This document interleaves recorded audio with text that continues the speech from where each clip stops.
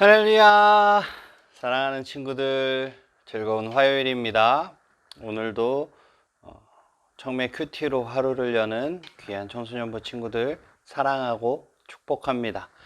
자, 그럼 오늘 본문 고린도 후서 13장 1절에서 13절까지의 말씀입니다. 우리 다 같이 한 목소리로 한번 읽어보도록 하겠습니다. 이번에 가면 세 번째 여러분을 방문하는 것입니다. 모든 사건은 두세 증인의 증언으로 확증해야 한다는 말씀이 있습니다. 내가 두 번째 방문했을 때 말했던 것처럼 지금 떠나 있는 동안 여러분에게 말씀드리겠습니다. 전에 죄를 지은 사람들과 나머지 사람들에게 경고하는데 내가 이번에 가면 그들을 용서하지 않겠습니다. 그것은 여러분이 그리스도께서 나를 통해 말씀하신다는 증거를 요구하고 있기 때문입니다. 그리스도께서는 여러분을 대할 때 약하지 않으셨습니다. 그리스도께서는 약하셔서 십자가에 달려 돌아가셨으나 하나님의 능력으로 살아계십니다. 여러분도 그분 안에서 연약하지만 여러분을 섬기기 위해 하나님의 능력으로 그리스도와 함께 살아날 것입니다. 여러분은 자신이 믿음 안에 있는지 점검하고 자신을 시험해 보십시오.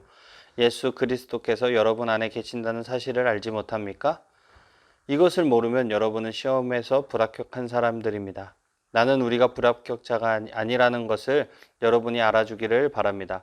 여러분은 여러분이 악한 일을 행하지 않게 해달라고 하나님께 기도합니다. 이는 우리가 시험에서 합격했다는 것을 보이기 위함이 아니라 비록 우리가 시험에 떨어진 것처럼 보일지라도 여러분이 옳은 일을 행하도록 하기 위해서입니다. 우리는 진리를 거슬러 가면서 할 수 있는 것은 아무것도 없고 오직 진리를 위해서만 일합니다. 우리가 연약해도 여러분이 강하면 우리는 기뻐합니다. 우리는 여러분이 온전해지기를 기도합니다. 내가 여러분을 떠나 있을 때 이런 내용의 편지를 쓴 이유가 여기 있습니다. 즉 내가 여러분에게 가서 일을 처리할 때 주님께서 내게 주신 권세를 가지고 여러분을 엄하게 다루지 않기 위해서입니다. 주님께서 내게 주신 이 권세는 여러분에게 덕을 세우라고 주신 것이지 여러분을 넘어뜨리라고 주신 것이 아닙니다. 성도 여러분, 마지막으로 인사드립니다. 기뻐하십시오. 온전하게 되십시오. 서로를 위하십시오. 같은 마음을 가지고 서로 화목하십시오. 그러면 사랑과 평강의 하나님께서 여러분과 함께 하실 것입니다. 거룩한 입맞춤으로 서로 인사를 나누십시오. 모든 성도들이 여러분에게 문안을 드립니다.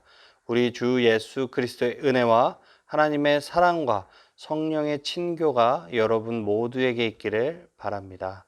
아멘. 자, 오늘 제목을 보니까 점검하라. 바울의 사도 자격을 점검해야 한다고 주장하는 사람들에게 바울은 여러분이 믿음 안에 있는지부터 점검하십시오 라고 답하고 있습니다.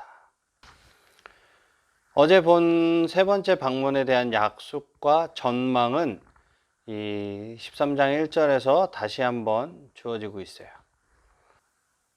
바울은 그리스도의 권세 있는 대변자로서 고린도 교회에 범죄한 지체들의 윤리적인 이 회의에 대해서 이미 직접적이고 강력한 경고를 한 적이 있어요.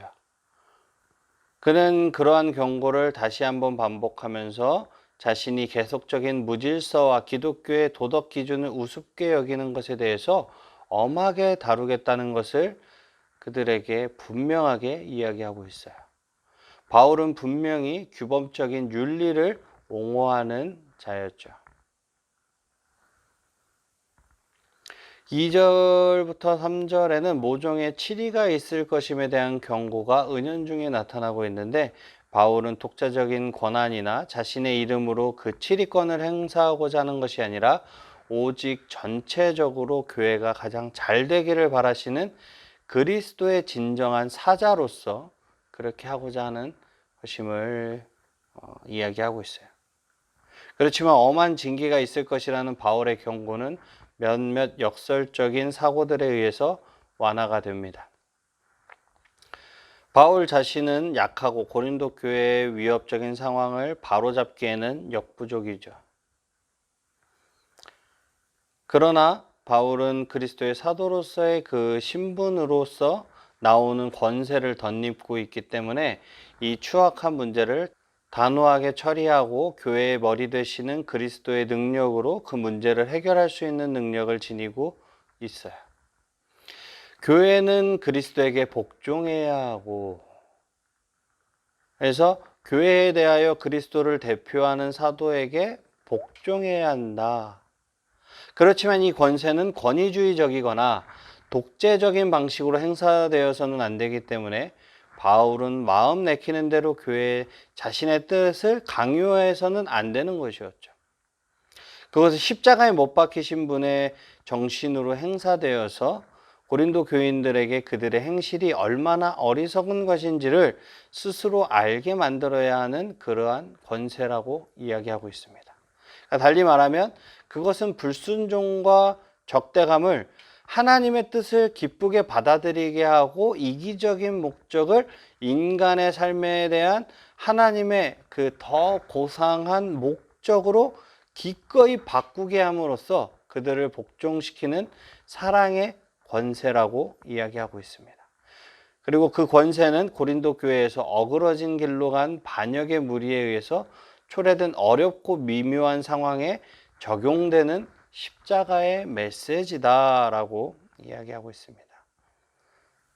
여기에서의 핵심 어구는 그 약하심으로 십자가에 못 박히셨다라는 것인데, 우리는 의심할 여지 없이 바울이 고린도 교회의 최고의 유익, 그러니까 그들이 회복되는 것, 그리고 그들이 덕을 세우는 것, 그들이 하나님을 중심에 모시는 그리스도인 공동체로서 견고히 서는 것을 소중히 생각하고 있다는 인상을 받게 되죠. 그리고 두 개의 마지막 단락들은 바울의 호소를 끝맺으면서 그의 작별 인사를 담고 있어요. 우리는 그 12장 14절과 13장 1절에서 2절, 그리고 10절에 비추어 봤을 때 다시 만날 때까지라는 말도 덧붙여야 할 것 같아요. 다시 만날 때까지. 그리고 이제 11절부터 13절은 고린도 교회 신자들에게 그가 분열된 고린도 교회가 서로 화목하게 잘 지내는 것에 대하여 끊임없이 관심을 가지고 있다는 것을 보여주면서 그러한 화목을 부탁을 하고 있습니다. 바울은 그들의 화해를 열렬히 기대하면서 하나님의 축복을 약속합니다. 이것의 외적인 증표는 거룩한 입맞춤의 실천으로 표현되는 거죠. 거룩한 입맞춤의 관행은 참된 가족의 삶을 보여주는 그런 증표로서 초기 기독교의 예배와 연관되어서 후대 교회의 예전적인 삶 속에서 지속되었고, 신약의 서신들의 마지막에 나오는 그것들에 대한 언급들은 이 서신들이 공중 예배, 일반 우리 하늘 예배에서 큰 소리로 봉독되게 되었다고 되어 있어요. 그리고 이 봉독이 끝난 후에 성찬식이 이어졌다는 것을 추가적으로 뒷받침해 주고 있습니다.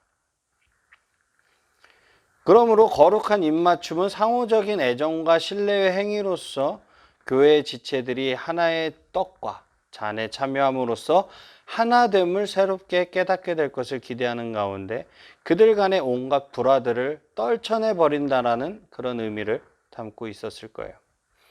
그러나 사도행전 20장 37절은 이 관행이 단지 당시의 형제로서의 문안 인사를 나타내는 방식이기도 했다는 것을 우리에게 일깨워주고 있습니다. 마지막에 나오는 절은 사도들의 친숙한 축도문으로서 신약에서 경륜적인 삼위일체, 즉 각 위격들의 관계를 인간 세계와 관련하여 설명하는 형식의 삼위일체에 대한 분명한 진술이 담겨져 있습니다. 그런 까닭의 순서는 그리스도인들이 경험하는 순서로 되어 있어요. 주 예수 그리스도의 은혜가 가장 먼저 나오죠. 왜냐하면 우리 아버지의 사랑을 알게 되고 성령의 교제 속에서 기뻐하게 되는 것은 성육신 하셔서 십자가에 못 박히셨다가 승리하신 그 그리스도를 통해서이기 때문이에요. 마지막 세 번째로 나오는 구절은 성령이 믿는 자들 가운데서 촉진시키는 교제를 의미할 수도 있고, 그리스도인들이 위격으로서 그 성령과 갖는 교제를 의미할 수도 있어요.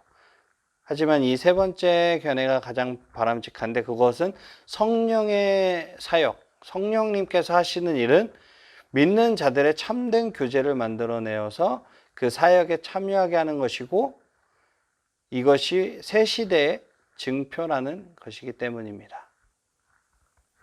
자, 그러면은 이제 책으로 다시 돌아가서 이해하기.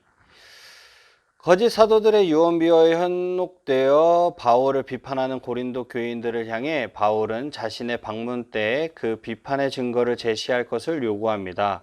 고린도 교인들이 바울에게 사도로서의 증거를 요구하고 있지만, 바울은 그들이 기대하는 화려한 능력이나 신비로운 능력을 보여주진 않을 것입니다. 바울이 제시할 증거는 심판하는 능력일 것입니다. 거짓 가르침에 현혹되어 바울을 비판하는 이들을 시험하는 능력일 것입니다. 바울이 고린도 교회를 방문하면 바울을 시험하고 심판하려 했던 이들이 오히려 시험대와 심판대에 서게 될 것입니다. 마지막으로 바울은 고린도 교회를 위해 기도합니다.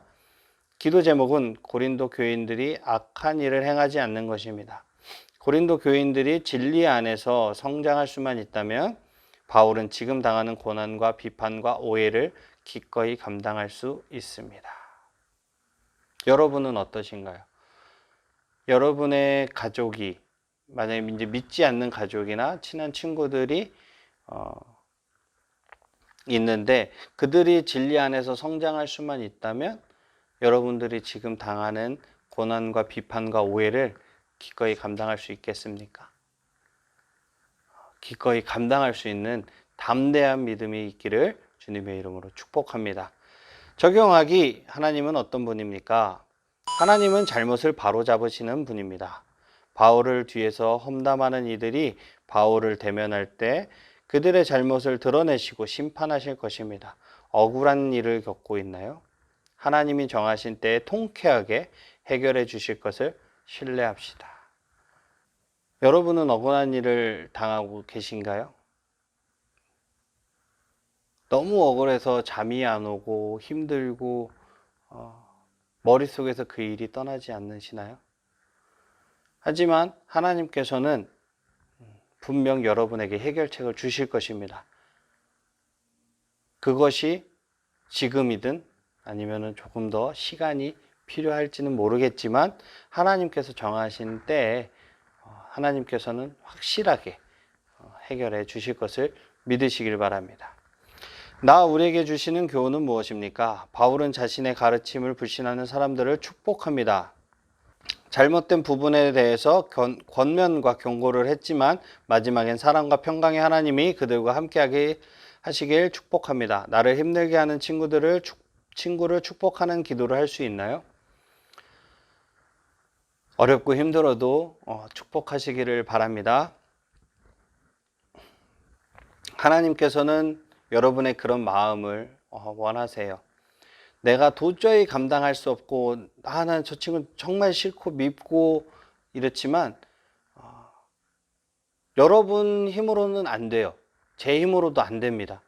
저도 안 돼요. 저도 미워하는 사람이 분명히 있을 거고 싫고 짜증날 때가 있어요.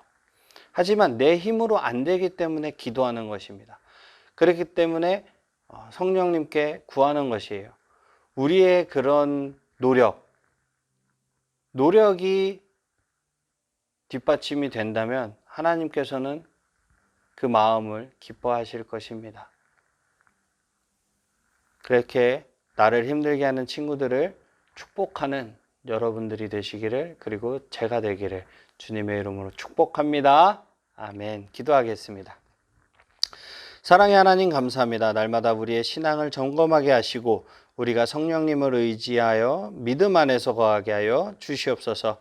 우리가 억울한 일을 당할지라도 주님께서 위로해 주시고 날마다 다른 사람들을 축복할 수 있는 귀한 믿음을 허락하여 주시옵소서. 감사드리며 예수님의 이름으로 기도드렸습니다. 아멘. 사랑하는 친구들, 우리 내일 이 시간에 다시 만나요. 안녕.